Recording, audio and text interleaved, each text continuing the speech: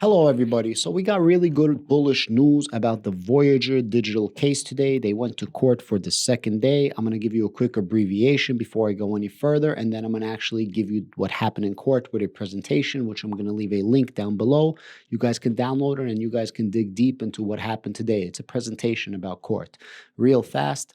They got the okay to give back the FBO money. They're going to withdraw the money from Metropolitan NYC Bank, except it was not 350 million. It wasn't 300 million. It was actually confirmed that it was only 270 million. Voyager Digital said that they have a lot more offers than FTX. They basically told FTX, yo, go kick rocks. FTX says this is the best deal you're going to get. Apparently, Voyager Digital had a total of 88 different interests.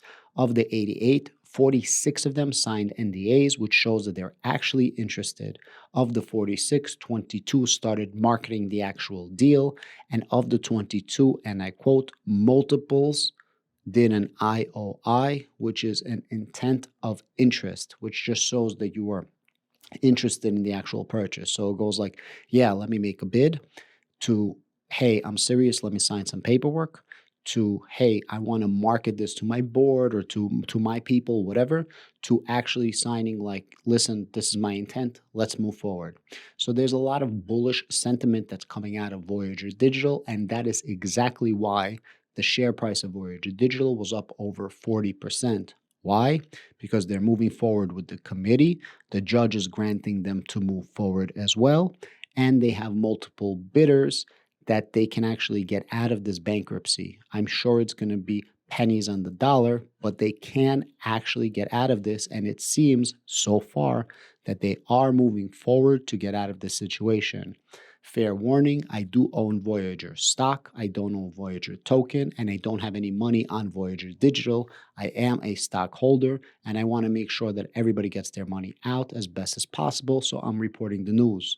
I tried to actually be live for the court hearing, but I called in this morning a little late. It was already 9 o'clock, and they said that there was a cutoff, so I need to call in before the actual date of court. The next time they're going to have a court date, I'm going to try to stream it completely live to the public on this channel. Now let's get right into the presentation. This is the presentation. The case number is 2210943. If you go over here, this is going to be the formation of the committee. On the bottom left-hand side, I want you to see it says the committee does not oppose any of the relief sought today and filed a statement in support of the FBO motion. That's the motion to be able to take out the money from Metropolitan NYC Bank. It's very important that you have a committee that's overseeing this bankruptcy.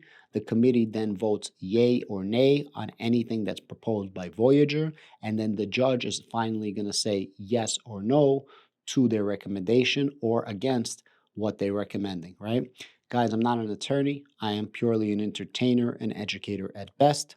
If I'm making a mistake, listen, it's hard to bring this information, especially some of these things are out of my depth. I know that's a little bit hard to believe because I'm like a walking genius, but it is what it is. So if I make a mistake, just help me, don't troll me. They brought this up. It's very, very interesting. So they brought up the price of cryptocurrency. They said since this started in July 8th, they said that Bitcoin is up nearly 14% and that Ethereum is up 42%. Why are they saying this? They're saying this because as crypto is going up, their deal is looking better. As crypto is going up, they're getting out of this crypto winter. Remember, if crypto never went as bad as it did, this situation wouldn't be here for Voyager, for Celsius, for BlockFi, for a lot of these other brokerages. There's like at least another half a dozen or nearly a dozen brokerages that are going out of business or dealing with bankruptcy, so on and so forth. And this all happened because of, I hate to say like a pyramid scheme, right? As long as people are investing and everything's going up, it's all good. But if not, you're going to have what happened in 2008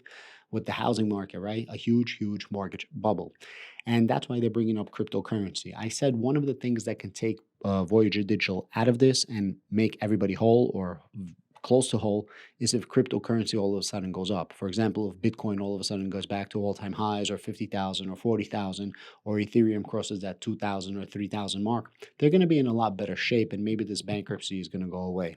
Guys, so this is what I was talking about earlier today. As you can see, 88 potentially interested parties, 46 parties executed an NDA, 22 parties actually have active marketing processes, and multiple IOIs.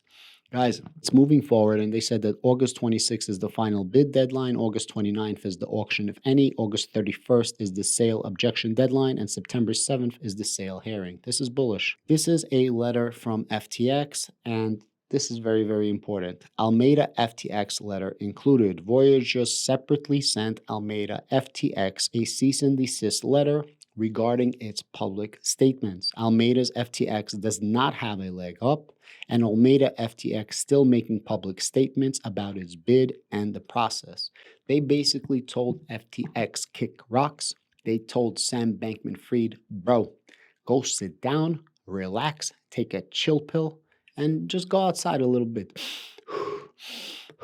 Try to breathe, calm down. You're not going to shaft us. We have other offers. You're trying to lowball us, and we're going to get the best deal possible. Obviously, they want the best deal possible for themselves, but I do believe that they want to get out of this and make the depositors whole so that they can stay in business some way, shape, or form. Now, a lot of people are like, hey, we're never going to use Voyager. I promise you, if they get out of this and you actually get your money out, you are going to stay with Voyager. So I don't mean you specifically. Yeah, I'm talking to you.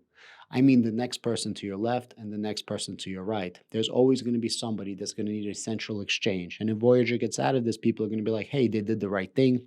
Let's stay with them. Never underestimate greed and nice returns. So they said that 31 customers submitted letters to the court case. Voyager had 1.1 million customers with active accounts as the petition date. On the left-hand side are a bunch of concerns, and on the right-hand side is the response of Voyager. You guys can read this on your own. That's not important. This is the final timeline for the case. I started on this the other slide when they were talking about how many offers they got. So let's continue. 26th, filed the deadline. 29th, August 29th, auction, if any. August 31st, sale objection deadline. September 7th, the sale hearing. September 9th, disclosure statement objection deadline. September 16th, disclosure statement hearing. September 26th, solicitation deadline. October 24th, plan objection waiting deadline. October 31st, confirmation hearing, and Q1 2023 effective date.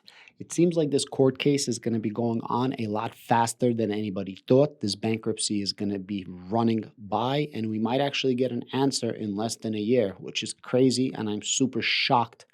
Maybe they actually have a lot of great offers that the court and the committee is seeing, and they're like, hey, we're going to get out of this because people are interested in Voyager Digital.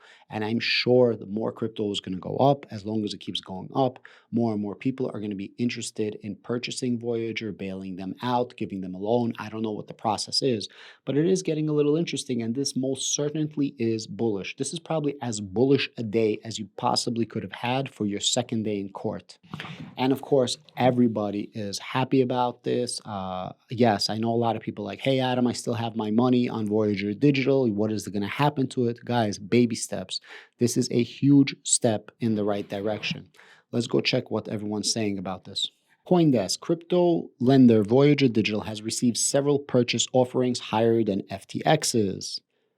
Voyager Digital got the other offers after Sam Bankman-Fried offer last month to purchase the company with cash and to offer liquidity to customers' bankruptcy. Voyager rejected FTX's offer and called it a low ball. FTX's offer to purchase Voyager is actually the lowest received thus far.